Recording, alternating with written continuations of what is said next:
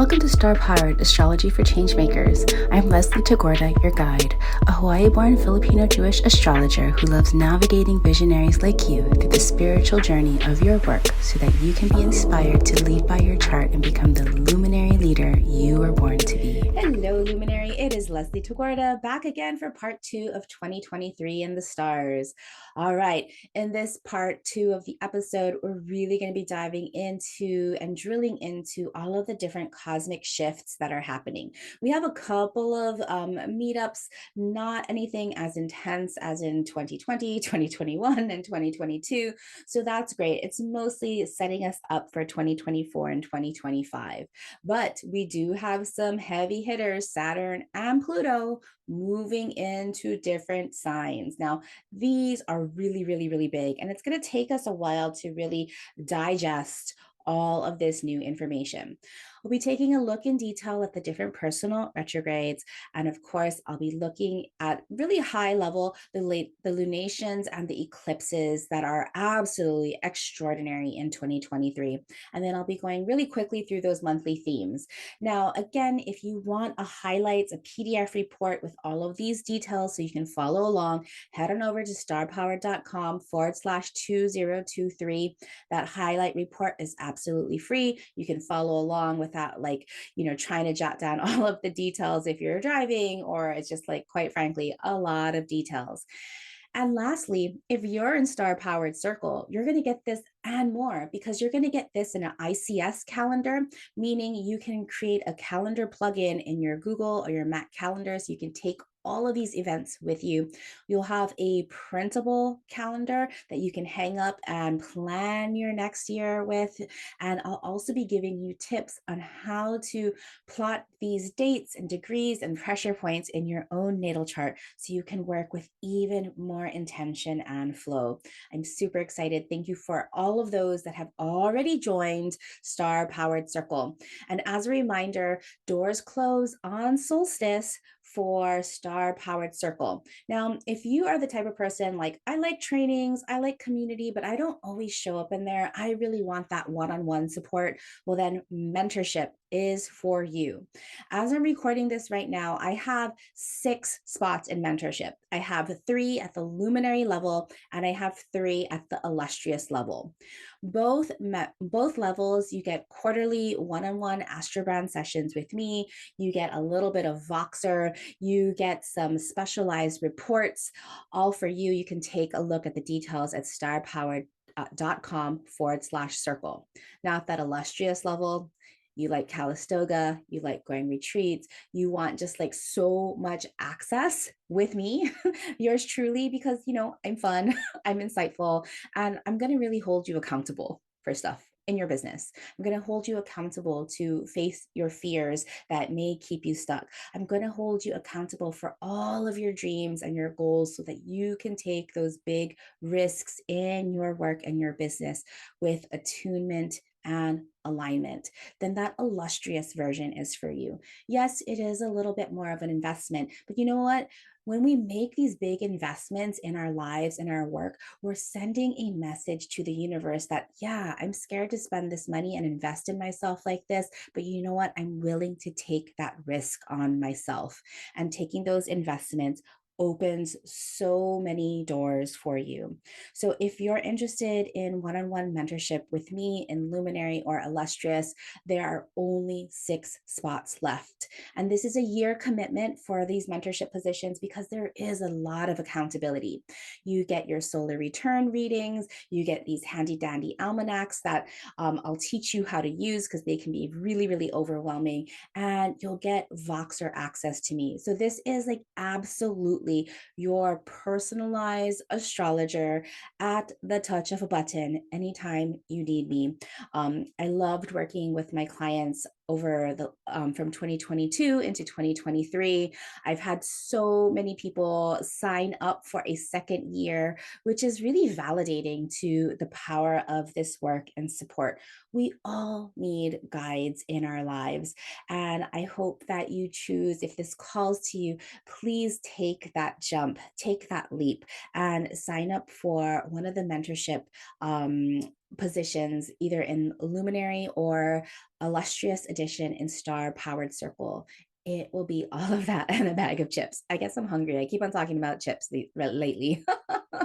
So head on over to starpower.com/circle. I have only a few mentorship spots left. I have 3 in the illustrious and 3 in the luminary. If you want one of these, they are yours. So head on over before the solstice on December 21st, because that's when doors will close to mentorship positions for the rest until the end of 2023. So we're looking all the way down at 2024. So if you're like, oh my gosh, I really, really want this, take a chance, take a leap. You will love it. All right, my friends, here is part 2. I hope you enjoy 2023 in the stars. Let me know what you think and what resonates most for you. So let's talk about 2023 and how we need to crystallize our flow. And when we think about crystallize your flow, my astrology mentor, and I, of course, we all have our own mentors. And one of the main mentors in my astrology life is a woman named Milana Sachik. You might know her. She's a Canadian astrologer. And she's been writing a lot about lately. She was writing on her posts about spiritual maturity. And I messaged her and I was like, do you mean Pisces and Saturn in Pisces? And she's like, you know it. And so I've been thinking about this spiritual maturity so much, but of course I'm an Aquarius and I can never just like use other people's things. Like I have to make it my own. And so I was like, how can I innovate spiritual maturity into my own? And so that's how I came up with crystallize your flow. And so we are going to look at how the ways that we are being asked to really unhinge and take it all in. So this is specifically for us on how to use these highlights. So I'm going to be sharing some meetups and I'll be getting into some of the details of the weeds of the degrees of the meetups.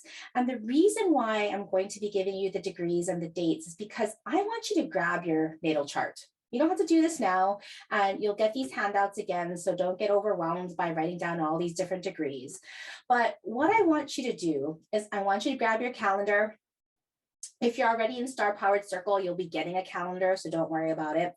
But I want you to grab your calendar and I want you to schedule in where all those Mercury retrogrades are. I want you to schedule in where all those full moons are. I want you to schedule these in so that you can be strategic to harness those energies in those ways, right? If you see a big old Mercury retrograde coming up, don't pack your schedule with things that you have to like get to immediately without any padding. Don't overbook yourself. Create spaciousness so you have time to reflect and analyze and redo things just like you're supposed to do during a Mercury retrograde. The second thing that I want you to do is I want you to look at these degrees and these sensitive points, because I'm calling these kind of pressure points. And if you've ever done acupuncture, right, we have all of these meridians, these energetic meridians going through our body. And what acupuncture does is it like activates a channel. Maybe sometimes it allows energy to flow. Sometimes it redirects energy that got built up or something like that. And every time one of these planets stops, or there's an eclipse or an illumination, you can imagine like an acupuncturist or somebody who's doing pressure points pricking a little place on your natal chart. Now, if you happen to have natal energies there, well, guess what?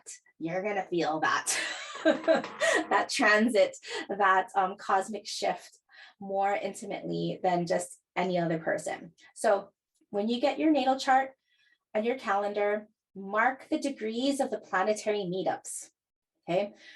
Mark the start and the end degrees of the retrogrades. Mark the degrees of the new moons and the full moons. Add these dates to your calendar and make sure you're being strategic in the scheduling things that you do in your life for next year. Oh yes, Tammy, EFT. Oh my gosh, I got to learn more about EFT. That's going to be on my list for next year. So we're going to take a look again at 2023. Hello, 2023. add a highlight. So we have all of like the planetary ingresses, the shifts where big planets move into different signs, and things that and planetary meetups. You can see, is this right around March, May, June? There's a lot of stuff going on in the first half of the year. Okay. The second half of the year, we have a couple of eclipses, and we have some outer planet retrogrades. Not so bad. Okay. So, prepare your body, your mind, your heart, and your soul for some big shakeups in the beginning of the year. And now this looks like there's 4 Mercury retrogrades. And it's quite often that we have 4 Mercury retrogrades in a year, but there are actually 2 full Mercury retrogrades, the one that happens in April and the one that happens in August.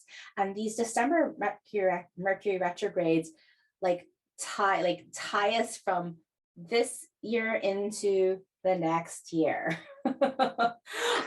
So they're just partial Mercury retrogrades. Of course, we are still in Mars retrograde, and Mars retrograde will not end until January. So these 2 energies, we're familiar with these. And then we have a Venus retrograde in the middle of the year, which is a rare planet to go retrograde. Venus only goes retrograde 9% of her orbit. So she's the one that doesn't go backwards from our perspective here on Earth very often. So Nicole says, let's go back to that slide. Number 5. Unless you're actively harnessing that specific energy, if you do have Mercury retrograde in your natal chart, does that mean it's less complicating for you? Indeed. So if you are a holder of a Mercury retrograde, when Mercury retrogrades happen, this just feels like a returning to home.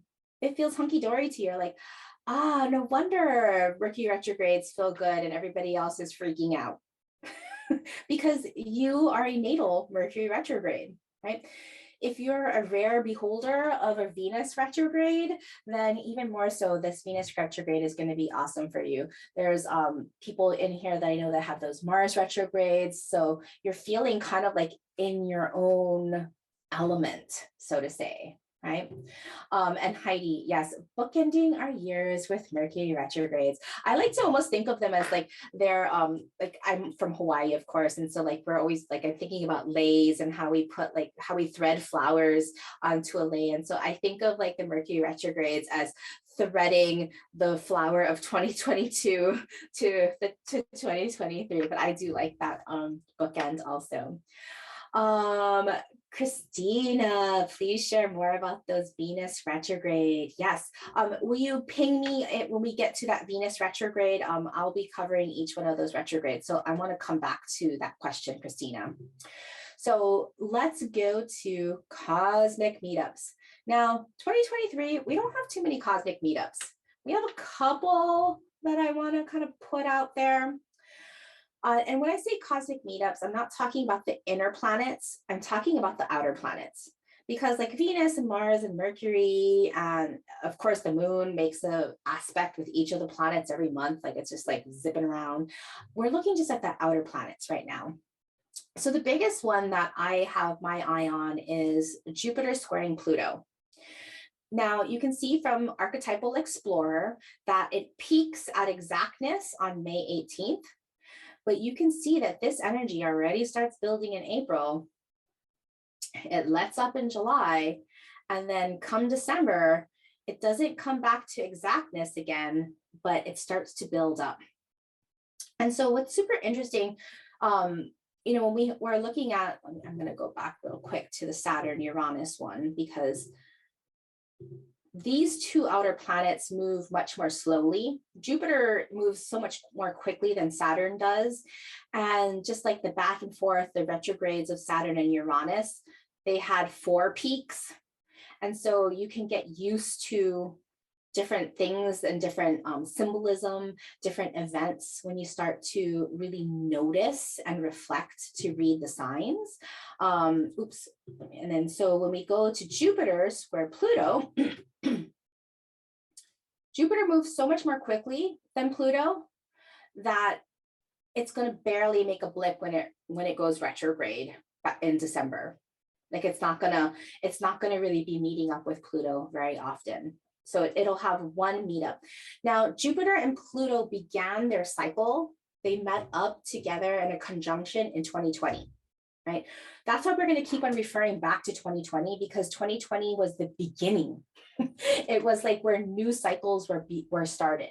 And because Jupiter now has moved so much more quickly, it's now squaring off with Pluto, meaning your ideologies, so your vision, your purpose, your philosophy, your beliefs will be challenged by Pluto. Pluto likes to, I'm going to swear a little bit, Pluto is like shit or get off the pot, right? Like literally shit, because Pluto likes to eliminate. Okay, it needs to get rid of, it needs to burn off things that are no longer necessary. Now, Pluto isn't always the most gracious and easy at doing things. That's why you have to conscientiously work with Pluto to face your fears, to work through them, to work through your shames, to work through your guilt and your taboos. Anytime Pluto is bringing up a challenge, Pluto's going to go deep. So if it's something you're running away from, be sure that this Jupiter square Pluto is going to challenge you to believe in yourself by facing your fears, right? Tammy says that she has Jupiter, Uranus, Neptune, and Pluto all retrograde in your natal chart. Yes. So most of us will have a lot of these outer planets in retrograde because they spend so much of their orbit in retrograde from our perspective here on Earth. Just because if you can imagine the velocity of the Earth revolving around the sun, it only takes a year. So we're going super fast around the sun. Jupiter takes 12 years, Uranus takes 84 years, Neptune takes 160 something years, Pluto takes 260 something years, right? So we're lapping them. And so when we're lapping a planet, it appears to go backwards. Now, if we have those planets in retrograde, it's not that these processes are any more different, but those energies, we feel them actually a little more closely because a retrograde planet is the closest to the Earth when at that time. So what about no planets in retrograde? Just Chiron. Ooh, Katie, great question. You move fast. Moving slow is the hardest thing for you to do. And everything is like all thrusters forward. Yes. I'm remembering a client who had like all of this Aries energy, and she was just like, I freaking hate Mercury retrogrades.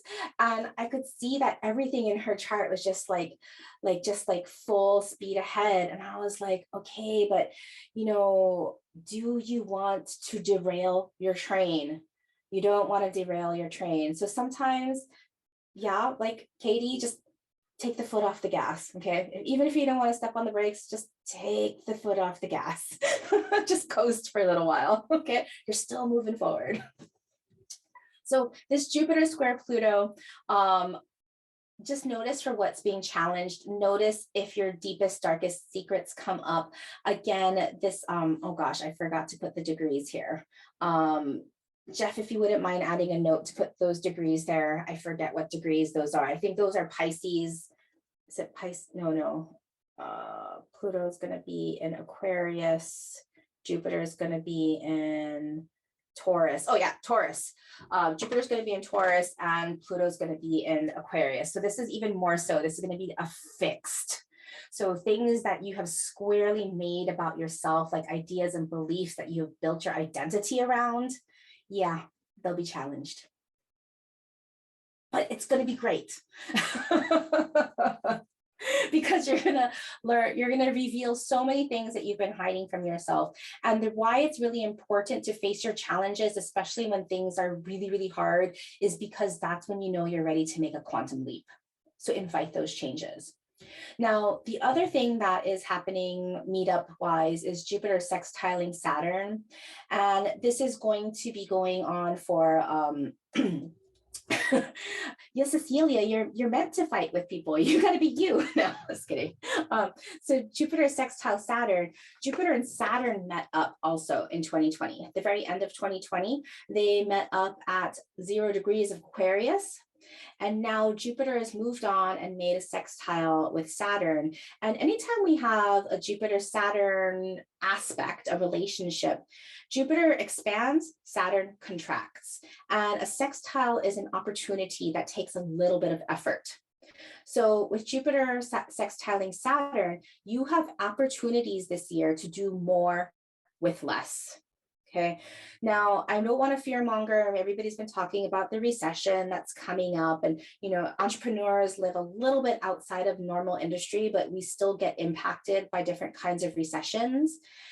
But this really is asking us to be resourceful, not just with our money, but with our time, with our energy, with the things that we choose to do, because you will do more when you choose to do less. And so Saturn wants you to, and Saturn and Jupiter wants you to maximize and optimize. So this is highly optimistic and maximalistic energy if you learn how to work with it.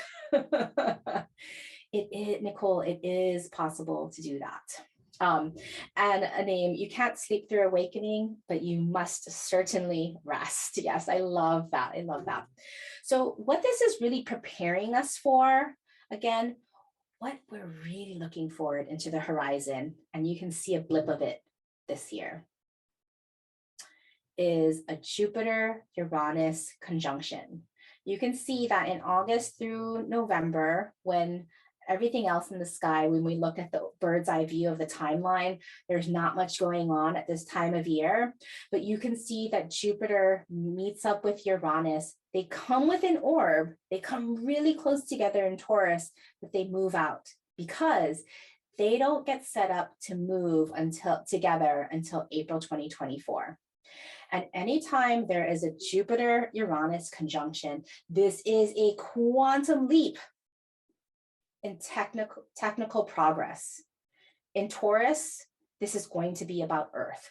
Now, you might have heard other astrologers talk about this with like commerce, because oftentimes Taurus is considered money. To me, commerce is not going to be anything like we know it is to be today in 2024. I suspect, like, this is me being predictive, and I say that I don't be predictive, but just kind of looking at the trends, I see energy as being commerce. I mean, energy is almost already commerce, like with the price of oil as a commodity going up and down. But as we move into more sustainable energy sources like solar and wind and all these renewable resources, energy will be what we trade, even more so than we do it now. Okay, so start envisioning, what does that look like on a personal level, not just on a global level, right? Because like none of us here, or maybe there are, like we're playing, with like stocks and bonds and things like that. But our energy trade, we already are doing energy trades at kind of a spiritual level, but how is this going to be even more so present in 2024? How is this going to take a giant leap forward? And so we're getting a foreshadow of this in August and in the fall. Okay, so 2023 is preparing us for a new cycle of technological innovation in the earthy realms of Taurus. Earth as resources, energy as commerce. Okay, so moving forward, those are the planetary meetups, but now let's look at the planets as they move into different signs. And we got some big ones. So Jupiter, again, is speeding through Pisces and Aries right now. Jupiter will move back into Aries on December 20th, so in just a couple of weeks. And it's going to, from December to May, it's only going to take 5 months to speed through Aries. Super fast. Okay, so I'm sorry if you have Aries placements and you're wanting, like a burst of luck. It's going to be fast. So don't blink, otherwise you're going to miss it. Okay. And then it's going to move into embodied, peaceful, abundant, sustainable, steadfast, i.e., slow Taurus. Now, Taurus doesn't move slow just to be a slowpoke. Taurus moves slow because he wants to savor, or they want to savor, right? They want to be intentional. They want to be, it's hard for them to change, but that's what makes them so steadfast and for the long term. Just like Capricorn, for the long term, sustainable, embodied, grounded. And so as we were looking at inspired leadership with Jupiter and Aries, now as it moves into Taurus, we're building things for the long term. Okay, so what I did here was I added things of like what this energy is ripe for, what I want you to start to move into and stretch into, and what I want you to be aware of and to resist the urge to. Okay, so with Jupiter, right, we can overdo it because Jupiter loves to go big, it likes to grow, it has vision and purpose, and it wants to connect all the dots, but it also can bite off more than it can chew. And we know that this year is unhinged. And if we can remember the little corn snake trying to eat that big mouse, maybe it needs to start with a baby mouse. Because it doesn't want to be stuck for the rest of the season. All of that. Oh yeah, all of us with Aries and Chiron, we're going to be glad that Jupiter is going to like make a flash past that Chiron. So I want you to again maximize your resources, right? So similar to that Jupiter Saturn textile, we're starting to hear echoes. Maximize your resources. See your energy as a renewable resource, as your commerce. Optimize your work, your life, your business for sustainability. And be grateful for going slow and steady.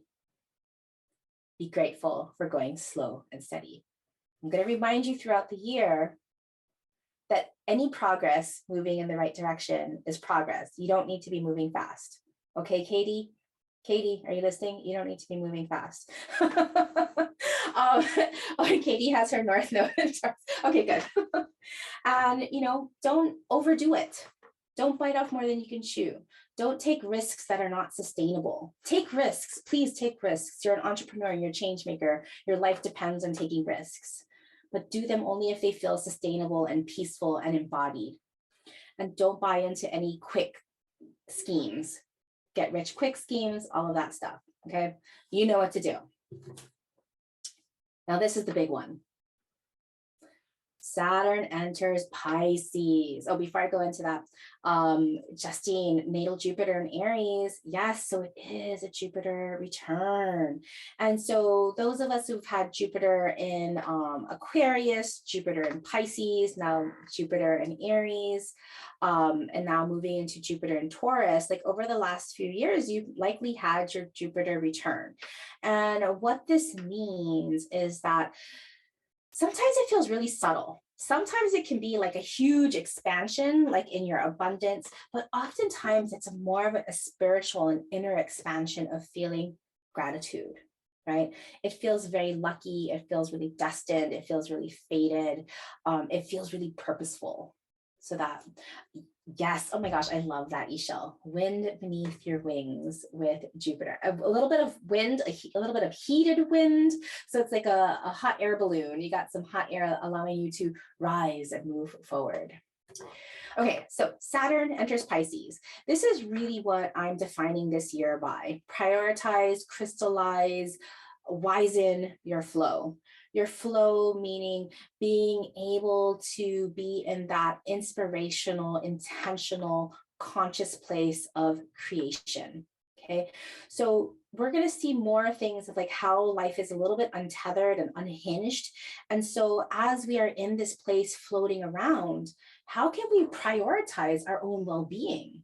Okay, so Pisces energy is very spiritual, very inspirational, very transcendent. I forgot to change that word, that EMPT, empathetic. Empathy is such a gift. To empathize with yourself, to empathize with your fears, to empathize with your emotions, to empathize with others' emotions and feelings and desires is a massive gift. And so if you can learn to be an expert empathizer, you've nailed your Saturn in Pisces. Okay, Saturn about mastery, about crystallization, about maturation, expertise, authority, focus, right? Saturn wants us to contract, not to have a bad time, but to get really focused for the long term. And so Saturn in Pisces does feel like a little bit of an oxymoron, but when we start to understand that we are here to master our empathy. And Jeff, if you could write that down as a note for me too, I want to add that to this list of reframe and do it. Yes, Grace, yes, mastering your empathy. Now, I want to point out a couple of things for those of you. I don't know if we have any like early 90s, like 1993, 1994 babies, or we have any 64, 63, 64 babies. You guys are all having your Saturn returns, okay? And sometimes when Saturn, and if you have early Pisces energies, also like if you have a Pisces sun, moon, or rising before that 7-degree mark, just know that in this upcoming year, it might feel a little bit, instead of rose-colored glasses, gray-colored glasses, where the colors are just not as bright, right? If we misinterpret this, we can feel this sense of like depression. But all this is really saying is that this is a time to come inward. Okay, so again, I'm talking to all of the people that have Pisces, early Pisces birthdays, sun, moon, rising in early degrees of Pisces, as well as those that have Pisces and Saturn. It's going to feel a little bit like a little bit of coming inward, but this coming inward is really important so that you can master and reflect on your own bliss, flow, empathy, inspiration, spirituality. Okay, commit to your spirituality, crystallize your wisdom, master your empathy, set your emotional boundaries, prioritize your flow. All of these are the things that you want to do. Let go of being responsible for other people's wisdoms. Let go of being accountable for other people's emotions. Let go of putting others' priorities before yours. Yeah, so Nicole, can you clarify being responsible for other people's wisdom, right? So if we are in a consulting or a coaching kind of role, right, we can help them be accountable for their own wisdom, but we can't force them. We can't make them. We can show them their options, but ultimately that other person has to take action on their own, right? Like just for example, like we also can't force other people to heal, right? We can show them that there's a better way, but ultimately they have to have consent to be able to go after and learn their own lessons. Does that make sense? And so that's part of the Chiron story and the martyrdom story that we are definitely letting go of. Okay. So, just to put things into perspective, I just like to name some celebrities with Saturn in Pisces, because on the young side, on like the Gen Z side, we have Ariana Grande, we have Harry Styles, we have Justin Bieber, like all of their ability to really speak to what's in their heart and bring it to the world stage. And then for those of us who are like the Gen X people, we get to thank Kurt Cobain and Keanu Reeves for showing us how to Saturn in Pisces, right? For all of the emotional weight that both Kurt Cobain and Keanu Reeves have had to endure. Well, Kurt Cobain kind of succumbed to his Saturn in Pisces, but you can see how their great emotional wisdom has really served us even to this day, even though Kurt Cobain is no longer with us. And then that third Saturn return, we have the Dalai Lama, everything that he's had to endure. Now, it's not saying that every single person who is a beholder of Saturn in Pisces has to endure. but that's one of their strengths, is to learn this empathetic spiritual mastery. Okay. Then this is another big one. This is that big mouse that we're trying to shuffle down and unhinge our jaw to be able to swallow in 2023 is Pluto entering Aquarius. Now, Pluto, because it moves so slowly, it's just in its last degrees of Capricorn right now, and it's going to oscillate. So in the dates, you can see that it's going to take a dip into, it's going to be in Aquarius from 2023 all the way to 2043. So we have 20 years in Aquarius. But during that time, at that very beginning in 2024, it's going to vacillate between Capricorn. In Capricorn, at those last degrees of Capricorn, Pluto is tearing it down. It's breaking it down. It's eliminating all of the shadows of Capricorn, institutionalized oppression, oppressive governments, all of those things, like all of the systems and the institutions that Capricorn represents. Okay. And as it moves into that Aquarius of 1 degree, it's sparking the greatness of Aquarius. So when we think about it, we're really regenerating our revolution, and it's 2-part. Pluto is always 2-part, death and rebirth. We cannot create something new unless something has died, metaphorically. And so is it odd that this excites me? No, Katie, you are a change maker. You were born for this. We all here were born for this. Okay. There are astrologers like Chris Brennan, who has an amazing podcast, astrology podcast, who talks about the Pluto return in the United States, who's talking also about some of these bigger mundane transits that I don't have the vocabulary for.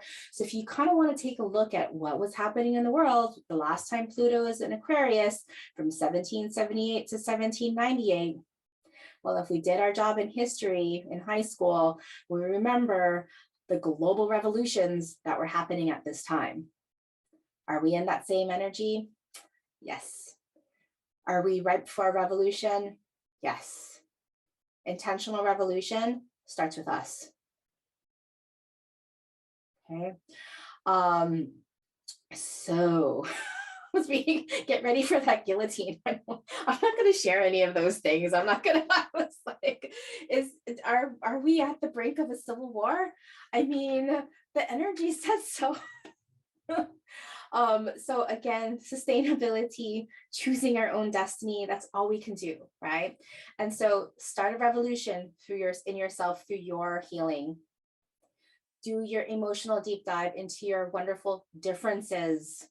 That's Aquarius. Reform and change based on equity and humanity and the future, Aquarius. Empower individuality, equity, equality, and community. So empower, Pluto, Aquarius, individuality, equality, and community.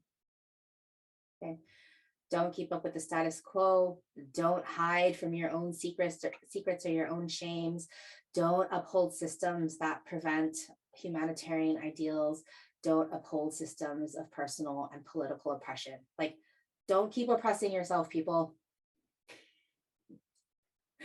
Oh my gosh, Kat, I'm buying a gun and learning how to use it this year. Oh my gosh, that's a whole nother conversation. We can have a conversation about that. Okay. Nodes also change signs this year in the middle of the year. And this is what is causing a little bit of our unhingedness, because as the nodes change signs, we're also in the midst of eclipse season. So are we still in Taurus Scorpio, or now are we in Aries Libra? I don't know yet, and neither does the sky. That's why we are very much in a liminal place because of these nodes. So as we start to move deeper into these nodes being in Aries and Libra, we are really moving into this place of collective interdependence. Okay, so when we're thinking about the things that we really want to bring into collective interdependence, is remembering that our relationships, our community is still really what matters, but who we are individually matters. We each have a very specific role to play in the collective, is what this means with our collective interdependence. It doesn't mean to be a clone, it means to be individually you. Okay, so we're going to be constantly be faced with the me versus we, the individuality versus relationship, the advocacy versus diplomacy. Okay, so we're saying resisting the urge to people please, be indecisive, hold on to relationships that no longer serve you, and be stuck into patterns of diplomacy where nothing happens. Okay, so moving on, because I still have more and I realize we're past the hour. I'm so sorry. So lunations, we have, oh yeah. So, if for the Libras and the Aries in the house, as the nodes move through, thinking about where you're meant to stretch into, North Node, again, are stretching into, South Node, we're meant to let go, not get stuck in past patterns. Okay. So new moons next year, we have 12 new moons with 2 eclipses. These eclipses are both total eclipses. So the one in April, we're going to have a ring of fire. Notice the degree, Aries of 29 degrees. The endings. And then total solar eclipse on at Libra 21 in October. If you're on the West Coast of the United States and parts of the Americas, you're going to be able to see this in the wee hours of the morning. Just so happens I'm hosting a retreat at this time. So if you want to come catch that eclipse with me and talk all about astrology for 4 days, let me know. I have a retreat that's coming up. I'm super, super excited. It's in Calistoga and it's revolving around this beautiful eclipse. Okay. But what I want to show you about these eclipses, I don't have any pictures about these new moons. Oops, I haven't created a new moon book this year, but the charts are coming up. What is really interesting about these new moons, if you've ever looked at these charts, and Michelle, this might be interesting to you, is these moons are largely unaspected, meaning these moons have mostly relationships only with the sun, and it's just hanging out. Like in this last year, all of the moons, like last night's full moon, conjunct Mars. The last eclipses, always having relationships with Venus or Mars or other planets. Next year, these new moons are just floating. And I haven't quite figured it out myself. I'm still waiting for it to land as to what these mean. And also because of the nodes are in these new areas, the eclipses normally happen in pairs, right? So we'll have a new moon solar eclipse, and then we'll have a full moon lunar eclipse. So April 19th, its pair, its twin, is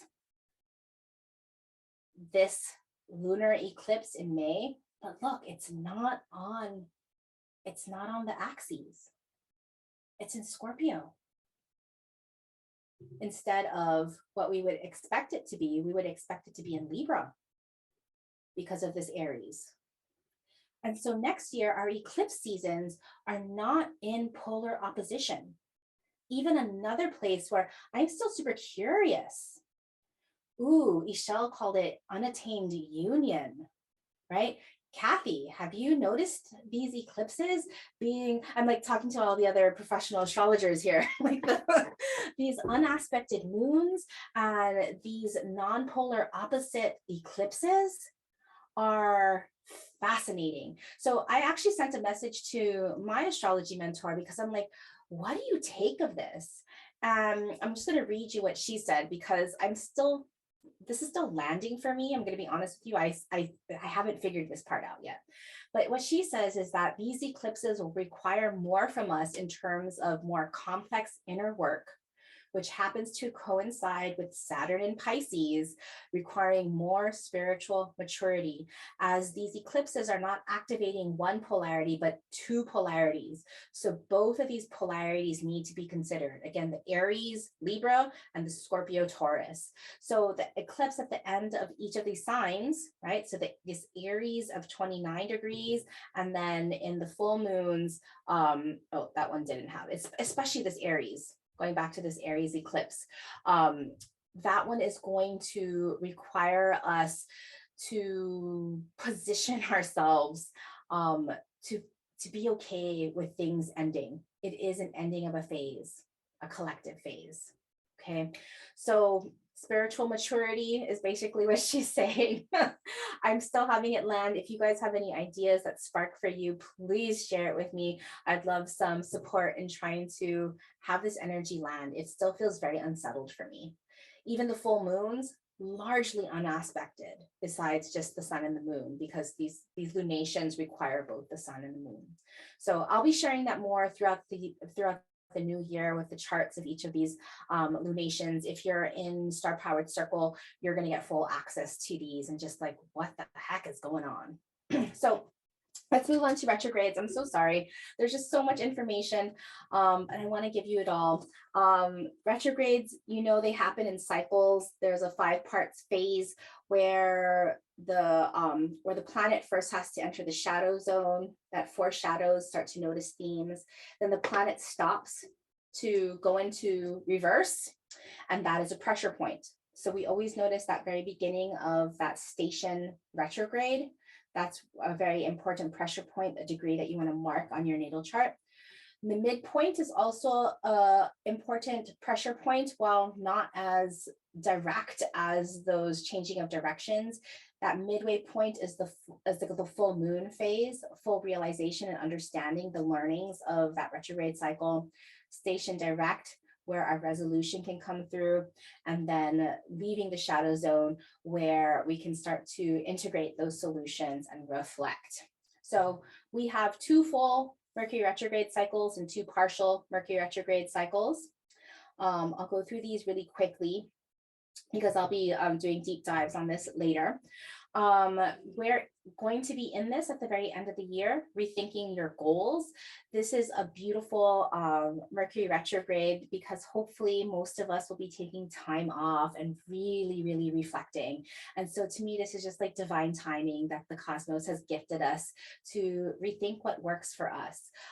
This Mercury retrograde cycle will be intertwined with Uranus as well as Aries. So giving us new ways to reach our goals and new ways to uncover the things that hijack us from our goals, like our limiting self-beliefs from the gifts of Chiron. So thank you, Chiron. Then we have all these Earth Mercury retrogrades next year. So these are going to feel really practical and pragmatic. They're going to feel even a little bit slower than normal. And so with this Taurus energy in April, we're really reorganizing our resources, right? So we can start to see this theme around sustainability and seeing these themes around maximizing what we already have instead of overspending our resources. Okay, this one is a longer retrograde than normal, and it only moves 10 degrees. So this is out of the average. It's not necessarily out of the normal, but I feel that this Mercury retrograde is really going to feel much more like, not stuck in the mud per se, but it's like you're trying to move a lot of things through some mud. But there will be lots of opportunities for action and attraction because Mars and Saturn will be supporting you to create boundaries. Then in Virgo season, when we have our Mercury retrograde in Virgo, this is where you get to reevaluate, because Venus will be involved here. So Venus shows us where we need to add value, and Virgo is about iterating our daily practice. So I'm calling this reevaluate your practice. So just the things that you do in your day-to-day, the operations that you have in your business, your creative processes, all of these, as Mercury retrograde is really going to allow you to find the value in your practice. So that one feels like a really nice one. And then our last one, the bookend of 2023, because it's dipping its energy into fire. We'll have a fire season in 2024, Mercury retrogrades. We are recommitting to our vision instead of recommitting to our goals. Because next year because we'll be in these liminal spaces, of course we're going to evolve. And so I want to make sure that your vision that you are committing yourself to is the vision that you indeed want. Okay, now last one, Venus retrograde in the bright, cheery, creative, passionate, fun-loving sign of Leo. So similar to that Mercury retrograde, reevaluate. Venus is, and Christina, I remember your question, if you're still here, Christina, for the holders of Venus retrograde, know that you have this rare jewel. That Venus, our power of attraction and connection, is a little bit different for you if you have this retrograde, because what is conventionally attractive, what is conventionally connected, what you are attracted to is not, there's nothing conventional about you if you are a holder of a Venus retrograde. You're out of the ordinary, extraordinary, right? Your creative process is different. Your attraction process is different. Your receptivity process is different. It's uniquely you. Okay, and we can kind of reveal some of that. I don't have your chart directly in front of me, but for the rest of us during this retrograde time, we get to really spend time with our creativity and our play and our passions and reconnect with that and reveal that value that maybe we have lost. Okay, so this will be a beautiful time to go on a creative retreat. This will be a beautiful time to take a vacation and reconnect with all of those things.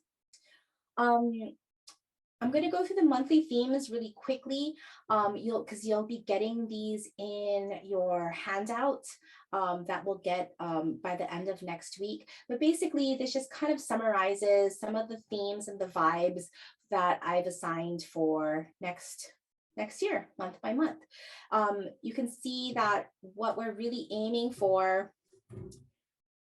February is going to be nice and quiet. March, this is the month. This is the month where there's going to be a lot of shifts happening. So just make a lot of space in yourself just to experience and see what all these different changes mean for you, right? Oftentimes we're going to feel the shift, not exactly when it happens. There's always a buildup and a waxing and a waning from it, an ebb and a flow. April, we have our eclipse season starting. May, we have Jupiter entering Taurus. We are going to up-level our voice in June. July, the nodes enter Aries Libra. Wilda, yes, there will be a replay. I'll be having this on my YouTube channel as well as a podcast. So you'll be able to catch it there, and I'll send out an email reminder for that. And you'll also get a handout for this. So don't worry about, I know I'm kind of rushing through now. August, remember when we're looking at that bird's eye view, August, September, October are pretty quiet, except for just, oh, actually, I want to go back to September. No planets change sign except for the sun and moon. So interesting. And then Venus and Jupiter kind of shift gears in reverse. They shift directions right around the same time. So that September 3rd, September 4th, take a look at that date, mark that date in your calendar. I think that's going to be an interesting day. October 2023, we've got our eclipse seasons again. And it's pretty smooth sailing into the rest of the year, right? So it's not that we're floating without direction. We're learning to be crystallized in our flow. So there are a couple of more episodes left in 2023. We're going to be having a 2022 in review, where I do a digest of everything that's happened in my life and my work. And I share this to inspire you to do the same. If there are topics that you would love to hear and learn about on this astrology podcast, please let me know. Send me a message on Instagram, or a pop on over in my free Facebook group called Star Powered. Send me an email, however you want to send a message to me. Talk to my highest guides on the spirit realm. Send me a messenger pigeon. Let me know what you'd like to learn about. I'm planning the season for next year, thinking about all the things that I want to share with you, so that you can become the star-powered luminary you are born to be. All right, my friends, remember starpowered.com/circle. This is where you want to be. So please come in and join me. Doors close on December 21st. Everything that I offer will be included in the circle. So I want you there. It's star powered in here. Talk to you soon. As a human design projector, my energy shines more brightly because of people like you who share my work. If you enjoy this podcast and want to help build a movement of innovative astrology and leadership and spark the intuitive revolution, please rate and review this podcast on Apple Podcasts, or better yet, share this podcast with your change-making besties. We will all shine brighter together as we create the future we want to see.